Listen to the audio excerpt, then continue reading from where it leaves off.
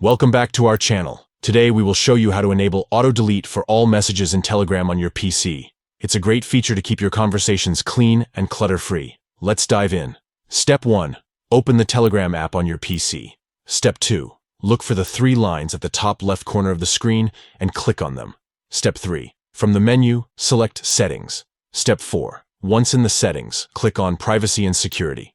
Step 5. Look for the option Auto-delete messages and click on it. Step 6. Now, you get to choose the period for auto-deleting messages.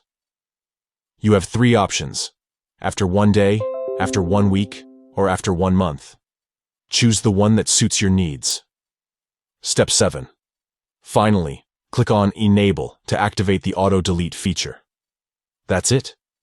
You have successfully enabled auto-delete for all messages in Telegram on your PC.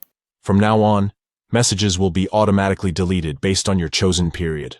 Thank you for watching this tutorial. If you found it helpful, don't forget to give this video a thumbs up and subscribe to our channel for more handy tips and tricks.